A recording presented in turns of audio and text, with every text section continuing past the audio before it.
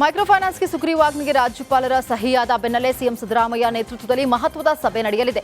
ಇಂದು ಸಂಜೆ 6:30ಕ್ಕೆ ಸಭೆ ನಡೆಯಲಿದೆ. ಸಿಎಂ ಸಿದ್ದರಾಮಯ್ಯ ಈ ಸಭೆಯಲ್ಲಿ ಭಾಗವಹಿಸಲಿದ್ದಾರೆ. ರಾಜ್ಯ ಸರ್ಕಾರ ಅಲರ್ಟ್ ಆಗಿದ್ದು ಸುಗ್ರೀವಾಜ್ಞೆ ಜಾರಿ ಸಂಬಂಧ ಜಿಲ್ಲಾಧಿಕಾರಿಗಳ ಜೊತೆ ಸಭೆ ನಡೆಸಲಿದ್ದಾರೆ. ಸಿಎಂ ಸಿದ್ದರಾಮಯ್ಯ ವಿಡಿಯೋ ಕಾನ್ಫರೆನ್ಸ್ ಮುಖಾಂತರವಾಗಿ ಸಭೆ ನಡೆಸಲಿದ್ದಾರೆ. ಬೆಳಗಾವಿಯ ಶ್ರೀನಿವಾಸ ಲಾಡ್ಜ್ ಎದುರು ಗೋವಾ ಮಾಜಿ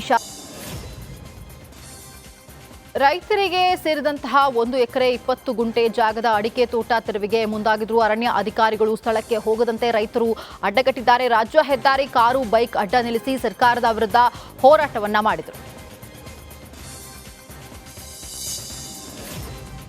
ಮಂಡ್ಯ ತಾಲೂಕು ಕಚೇರಿ ಬಳಿ ಗ್ರಾಮ ಆಡಳಿತಾಧಿಕಾರಿ ಮುಷ್ಕರ 6ನೇ ದಿನವೂ ಕೂಡ ಮುಂದುವರಿತಾ ಇದೆ.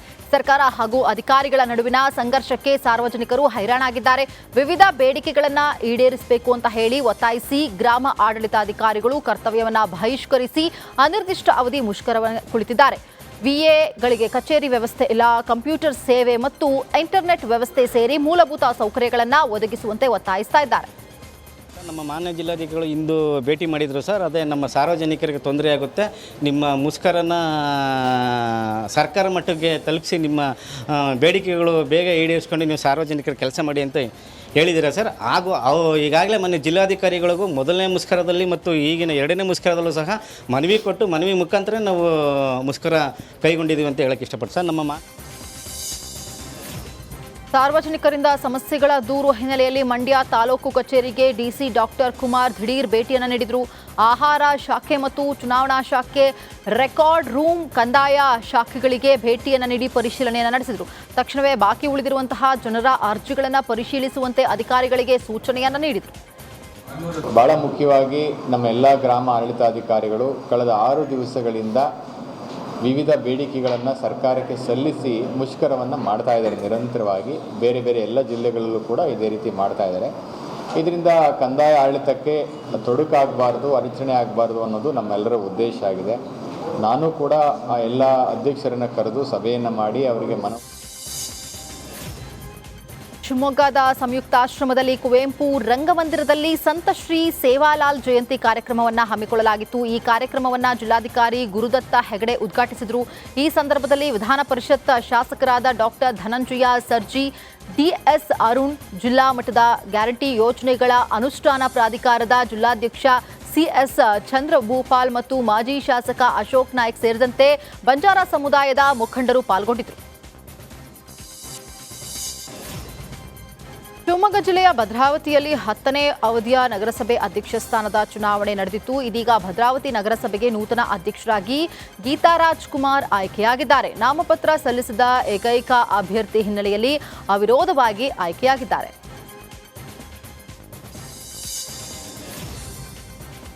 ಕೊಡಗು ಜಿಲ್ಲೆಯ ಪೊನ್ನಂಪೇಟೆ ತಾಲೂಕಿನ ದೇವರಾಪುರ ಗ್ರಾಮದಲ್ಲಿ ಕಾಡಾನೆ ಸೆರೆ ಕಾರ್ಯಾಚರಣೆ ನಡೆಯಿತು. 2 ದಿನಗಳ ಹಿಂದೆ ಮಹಿಳೆಯನ್ನ ಬಲಿ ಪಡೆದ ಪುಂಡಾನೆಯನ್ನ ಸೆರೆ ಹಿಡಿಯಲಾಗಿದೆ. ಫಿತಿಮತಿ ವಲಯದ ಅರಣ್ಯ ವ್ಯಾಪ್ತಿಯಲ್ಲಿ 7 ಸಾಕಾನೆಗಳ ಸಹಕಾರದಿಂದಾಗಿ ಕಾಡಾನೆ ಸೆರೆ ಹಿಡಿಯುವಲ್ಲಿ ಕಾರ್ಯಾಚರಣೆಯನ್ನ ನಡೆದಿತ್ತು. ಈಗ ಯಶಸ್ವಿಯಾಗಿದೆ.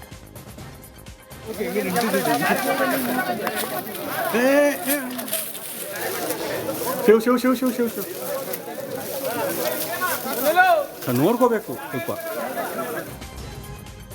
ಹಾಸನ ಜಿಲ್ಲೆಯ ಸಕಲೇಶಪುರಕ್ಕೆ ಕೇಂದ್ರ ಸಚಿವ ಎಚ್.ಡಿ. ಕುಮಾರಸ್ವಾಮಿ ಭೇಟಿಯನ್ನು ನೀಡಿದರು. ಸಕಲೇಶಪುರ ಟೋಲ್ ಗೇಟ್ ಬಳಿ ನೂತನವಾಗಿ ಕೆಂಪೇಗೌಡ ಪ್ರತಿಮೆ ಪ್ರತಿಷ್ಠಾಪನೆ ಮಾಡಲಾಗಿದೆ. ಈ ಹಿನ್ನೆಲೆಯಲ್ಲಿ ಎಚ್.ಡಿ.ಕೆ ಕೆಂಪೇಗೌಡರ ಪ್ರತಿಮೆ ಪುಷ್ಪಾರ್ಚನೆಗೆ ಮಾಡಿ ಮಾಲಾರ್ಪಣೆಯನ್ನು ಮಾಡಿದರು. ಇನ್ನು ಈ ವೇಳೆ ಆದಿಚುಂಚನಗಿರಿ ನಿರ್ಮಲಾನಂದ ಶ್ರೀಗಳು ಕೂಡ ಭಾಗಿಯಾಗಿದ್ದರು.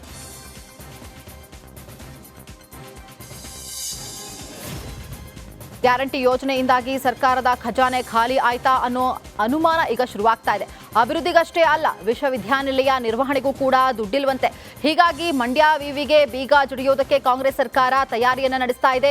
ಹಣದ ಕೊರತೆ ಸೇರಿ ಹಲವು ಸಮಸ್ಯೆ ನೆಪ ಒಡ್ಡಿ ಮೈಸೂರು ವಿವಿಯೊಂದಿಗೆ ವಿಲೀನಕ್ಕೆ ನಿರ್ಧಾರವನ್ನು ಮಾಡಲಾಗಿದೆ. ಇದೀಗ ರಾಜ್ಯ ಸರ್ಕಾರದ ನಡೆಗೆ ಮಂಡ್ಯದಲ್ಲಿ ಜನಾಕ್ರೋಶ ಜೋರಾಗಿದೆ.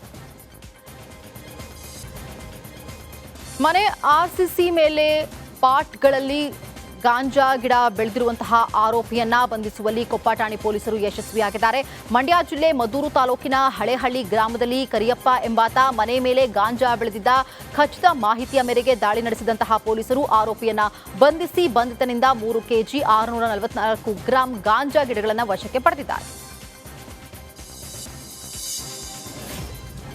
ಮಂಡ್ಯ ಜಿಲ್ಲೆ ಮಳವಳ್ಳಿ ತಾಲೂಕಿನ ದಬ್ಬಹಳ್ಳಿ ಗ್ರಾಮದಲ್ಲಿ ಮುಳ್ಳು ಹಂದಿ ಸಾಗಿಸುತ್ತಿದ್ದಂತಹ 2 ಆರೋಪಿಗಳನ್ನು ಬಂಧಿಸುವಲ್ಲಿ ಹಲಗೂರು ವಲಯ ಅರಣ್ಯ ಅಧಿಕಾರಿಗಳು ಯಶಸ್ವಿಯಾಗಿದ್ದಾರೆ. ಬಂಧಿತರಿಂದ ಸಾವನ್ನಪ್ಪಿದಂತಹ ಮುಳ್ಳು ಹಂದಿ ಹಾಗೂ ದ್ವಿಚಕ್ರ ವಾಹನವನ್ನು ವಶಕ್ಕೆ ಪಡೆಯಲಾಗಿದೆ. ಪೋಕ್ಸೋ ಕಾಯ್ದೆ ಹಾಗೂ ಬಾಲ್ಯ ವಿವಾಹ ಸಂಬಂಧ ಕೋಲಾರ ಪೋಕ್ಸೋ ನ್ಯಾಯಾಲಯ ಆರೋಪಿಗೆ 20 ವರ್ಷ ಸಜೆ 45,000 ದಂಡವನ್ನು ವಿಧಿಸಿದೆ. ಅಪ್ರಾಪ್ತ ಬಾಲಕಿಯನ್ನ ಅಪಹರಣ ಮಾಡಿ ಅತ್ಯಾಚಾರ ಮಾಡಿದ ಹಿನ್ನೆಲೆಯಲ್ಲಿ ಕೋಲಾರ ಜಿಲ್ಲೆಯ ಮುಳಬಾಗಿಲು ಮಾರುತಿ ನಗರದ ಕಾರು ಚಾಲಕ ಗಂಗಾಧರ್ ಎಂಬ ಯುವಕನಿಗೆ ಶಿಕ್ಷೆ ವಿಧಿಸಲಾಗಿದೆ. ಕರಾವಳಿಯ ಪ್ರಸಿದ್ಧ ಉಡುಪಿ ಕೊಡವೂರು ಶ್ರೀ ಶಂಕರನಾರಾಯಣ ದೇವಸ್ಥಾನದಲ್ಲಿ ರಥೋತ್ಸವ ನಡೆಸಲಾಯಿತು. ಶಂಕರನಾರಾಯಣ ದೇವರಿಗೆ ಆರತಿಯನ್ನ ಬೆಳಗಿ ಉತ್ಸವಕ್ಕೆ ಚಾಲನೆಯನ್ನ ನೀಡಲಾಯಿತು. ಕೀಲು ಕುದುರೆ ಹಾಗೂ ವಿವಿಧ ಜನಪದ ಕಲಾ ತಂಡಗಳು ಹಾಗೂ ವಿವಿಧ ಬಗೆಯ ವಾದ್ಯ ಮೇಳಗಳೊಂದಿಗೆ ರಥೋತ್ಸವ ಕಾರ್ಯಕ್ರಮ ವೈಭವದಿಂದ ನಡೆಯಿತು. ಉತ್ತರ ಕನ್ನಡ ಜಿಲ್ಲೆಯ ಸಿದ್ದಾಪುರ ನಿಲ್ಕುಂದ ಫಾಲ್ಸ್ನಲ್ಲಿ ಈಜೋದಕ್ಕೆ ಹೋಗಿ 2 ಯುವಕರು ನೀರು ಪಾಲಾಗಿದ್ದಾರೆ. ಶಿರಸಿ ತಾಲೂಕಿನ 22 ವರ್ಷದ ಅಕ್ಷಯ ಪರಮೇಶ್ವರ ಭಟ್, ಮರಾಠಿ ಕೊಪ್ಪದ ಜೋಡಕಟ್ಟಿ ನಿವಾಸಿ 22 ವರ್ಷದ ಸುಹಾಸ್ ಶೆಟ್ಟಿ ಮೃತ ದುರ್ದೈವಿಗಳು. ಒಟ್ಟು 6 ಜನ ಸ್ನೇಹಿತರು ನಿಲ್ಕುಂದ ವಾಟೆಹೊಳೆ ಫಾಲ್ಸ್ಗೆ ತೆರಳಿದ್ರು. ಈ ವೇಳೆ ಅಪಘಾತ ಸಂಭವಿಸಿದೆ. ಮೈಸೂರು ಬೆನ್ನಲ್ಲೇ ಚಿಕ್ಕಮಗಳೂರಿನಲ್ಲಿ ಕಿಡಿಗೇಡಿಗಳಿಂದಾಗಿ ಕಲ್ಲು ತೂರಾಟ ನಡೆದಿದೆ. ವಿಜಯಪುರ ಬಡಾವಣೆಯಲ್ಲಿನ ಮನೆಗಳ ಮೇಲೆ ಕೆಲ ಪುಂಡರಿಂದಲೇ ಕಲ್ಲು ತೂರಾಟ ನಡೆಸಿ ಆ ಪುಂಡರು ಪರಾರಿಯಾಗಿದ್ದಾರೆ. ಮನೆಯ ಕಿಟಕಿ ಗಾಜು ಪುಡಿಪುಡಿಯಾಗಿದ್ದು ಮನೆಯ ಒಳಗೆ ಕಲ್ಲುಗಳು ಬಿದ್ದಿವೆ. ಮನೆ ಮಾಲೀಕರು ತಕ್ಷಣ ಪೊಲೀಸರಿಗೆ ಮಾಹಿತಿಯನ್ನ ನೀಡಿದ್ದು ಸ್ಥಳಕ್ಕೆ ಎಸ್ಪಿ ವಿಕ್ರಮ್ ಆಮಟೆ ಭೇಟಿಯನ್ನ ಕೊಟ್ಟು ಪರಿಶೀಲನೆಯನ್ನ ನಡೆಸಿದ್ದಾರೆ. ಕಿಟಕಿಗೆ ಒಂದು ಕಲ್ಲು ಬಿದ್ದಿದೆ ಅಂತೇಳಿ ಈಗ ಅವರು ಕಂಪ್ಲೇಂಟ್ ಕೊಡ್ತಾ ಇದ್ದಾರೆ. ಒಂದು 7-8 ಜನ ಯಾರು ಹುಡುಗರು ಬಂದು ಕಲ್ಲೆಸೆದು ಹೋದ್ರು, ಯಾರು ಅಂತ ಗೊತ್ತಿಲ್ಲ ನಮಗೆ ಅಂತೇಳಿ ಈಗ ಅವರ ದೂರ ನೀಡಿದ್ದಾರೆ. ಅದರ ದೂರನ ಮೇರೆಗೆ ಒಂದು ಪ್ರಕರಣ ದಾಖಲಿಸಿಕೊಂಡ್ಬಿಟ್ಟು ಇಮಿಡಿಯೇಟ್ ಆಗಿ ಅದನ್ನ ತನಿಖೆಯನ್ನು ಕೈಗೊಂಡಿದ್ದೇವೆ. ಇಲ್ಲಿ ಬಂದು ಸ್ಥಳವನ್ನು ಪರಿಶೀಲನೆ ಮಾಡಿದೆ. ನನಗೆ ಪರಿಶೀಲಿಸಿದ ಪ್ರಕಾರ ಫೆಬ್ರವರಿ 20ರಂದು ಕಲಬುರಗಿ ಜಿಲ್ಲೆ ಜೇವರ್ಗಿ ತಾಲೂಕಿನ ಹಂಚಿನಾಳ ಗ್ರಾಮದಲ್ಲಿ ಶ್ರೀ ಶರಣ ಮುತ್ಯ ಮಹಾರಾಜರ 25ನೇ ಪುಣ್ಯ ಸ್ಮರಣೋತ್ಸವ ಕಾರ್ಯಕ್ರಮ ಹಮ್ಮಿಕೊಳ್ಳಲಾಗಿದೆ ಅಂತ ಹೇಳಿ ಸರ್ದಾರ್ ರಾಯಪ್ಪ ಕಲಬುರಗಿಯಲ್ಲಿ ಸುದ್ದಿಗೋಷ್ಠಿಯನ್ನು ನಡೆಸಿದ್ರು. ಶರಣ ಮುತ್ಯ ಅವರ ಪುಣ್ಯ ಸ್ಮರಣೋತ್ಸವ ನಿಮಿತ್ತ ಅಂದು ರಜತ ಮಹೋತ್ಸವ, ಲಕ್ಷ ದೀಪೋತ್ಸವ, ಧರ್ಮಸಭೆ, ರಥೋತ್ಸವ ಹಾಗೂ ವಿಜೃಂಭಣೆಯಿಂದ ಜಾತ್ರೆ ನಡೆಯಲಿದೆ ಅಂತ ಹೇಳಿ ಸರ್ದಾರ್ ರಾಯಪ್ಪ ಹೇಳಿದರು. ಕೊಪ್ಪಳದಲ್ಲಿ ಹೊಸ ವಿಶ್ವವಿದ್ಯಾಲಯ ರದ್ದು ಮಾಡಿದ ಸರ್ಕಾರದ ವಿರುದ್ಧ ವಿದ್ಯಾರ್ಥಿಗಳು ಆಕ್ರೋಶವನ್ನು ಹೊರಹಾಕ್ತಿದ್ದಾರೆ. ಪ್ರಗತಿಪರ ಸಂಘಟನೆಗಳಿಂದ ಜಿಲ್ಲಾಧಿಕಾರಿ ಕಚೇರಿ ಎದುರು ಪ್ರತಿಭಟನೆಯನ್ನ ನಡೆಯಿತು. ವಿವಿಧ ಪ್ರಗತಿಪರ ಸಂಘಟನೆಗಳು ಹಾಗೂ ವಿದ್ಯಾರ್ಥಿ ಸಂಘಟನೆಗಳಿಂದಾಗಿ ಪ್ರತಿಭಟನೆ ನಡೆದಿದೆ. ಯಾವುದೇ ಕಾರಣಕ್ಕೂ ರದ್ದು ಮಾಡಬಾರದು ಅಂತ ಹೇಳಿ ಜಿಲ್ಲಾಧಿಕಾರಿಗಳ ಮೂಲಕ ಸರ್ಕಾರಕ್ಕೆ ಪ್ರತಿಭಟನಾಕಾರರು ಮನವಿಯನ್ನ ಮಾಡಿದರು.